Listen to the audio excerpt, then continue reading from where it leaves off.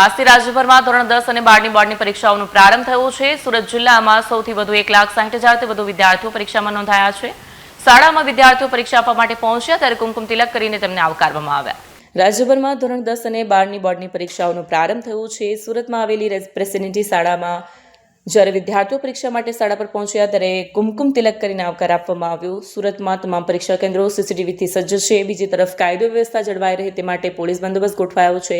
પરીક્ષાર્થીઓ તણાવ વિના પ્રફુલ્લિત બની બોર્ડની પરીક્ષા આપી શકે તે માટે જિલ્લા બોર્ડ કલેક્ટર ડોક્ટર સૌરભ પારકી અને પોલીસ કમિશનર અનુપમસિંહ ગેહલોતે અઠવા ગેટ સ્થિત વનિતા વિશ્રામ સ્કૂલના પરીક્ષા કેન્દ્રની મુલાકાત લીધી। વિદ્યાર્થીઓને ફૂલો આપીને મનોબળ વધાર્યું હતું। જિલ્લા કલેક્ટર અને પોલીસ કમિશનરે પરીક્ષાર્થીઓને પરીક્ષાના શિક્ષણના ઉત્સવ સમાન ગણી પરિશ્રમ પર વિશ્વાસ રાખી ભયમુક્ત માહોલમાં પરીક્ષા આપવાનો અનુરોધ કર્યો।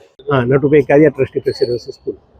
ગુજરાત માધ્યમિક અને ઉત્તર માધ્યમિક શિક્ષણ બોર્ડની ધોરણ 10 અને 12ની પરીક્ષા આજથી શરૂ થવા જઈ રહી છે। કુલ 15 લાખથી વધુ વિદ્યાર્થીઓ બોર્ડની પરીક્ષા સમગ્ર ગુજરાત રાજ્યમાં આપી રહ્યા છે। એમાં સુરત જિલ્લાની અંદર 1,65,000 વિદ્યાર્થીઓ પરીક્ષા આપે છે, જેમાં 92,280 વિદ્યાર્થીઓ ધોરણ 10માં છે અને તે પૈકી 600 વિદ્યાર્થીઓ પ્રેસિડેન્સી સ્કૂલને ફાળવવામાં આવેલા છે।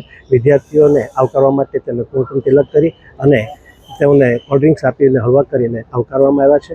વિદ્યાર્થીઓને કોઈપણ પ્રકારની તકલીફ ન પડે, મુક્ત રીતે પરીક્ષા આપે તેની સુંદર વ્યવસ્થા પ્રેસિડેન્સી સ્કૂલ દ્વારા કરવામાં આવેલી છે અને કોઈપણ પ્રકારની ગેરરીતિ ન થાય તેનું પણ સંપૂર્ણપણે ધ્યાન રાખવામાં આવે છે।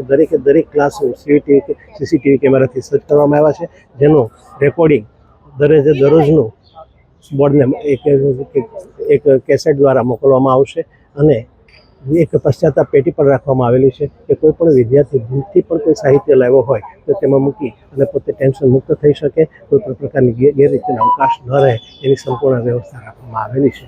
હું વાલીને અને વિદ્યાર્થીઓને એક ખાસ વિનંતી કરું છું કે પરીક્ષાને એક ઉત્સવ તરીકે ઉજવો, કોઈ પણ પ્રકારના ટેન્શન વગર બાળકોને પરીક્ષા આપવા દો અને બાળકોને પણ ખાસ પરીક્ષા આપતી વખતે કોઈ પણ પ્રકારના ટેન્શન વગર પરીક્ષા આપો। આ પરીક્ષા તમે પહેલી વાર નથી આપતા, તમે છેલ્લા 9 વર્ષથી પરીક્ષા આપતા જ આવ્યા છો। આ એક એ પ્રકારની જ પરીક્ષા છે, ફક્ત તમારું કેન્દ્રનું સ્થળ બદલાયેલું છે, પરીક્ષાનું માધ્યમ થોડું, પદ્ધતિ થોડી બદલાયેલી છે, બાકી બધું એ જ ઇટ ઇઝ।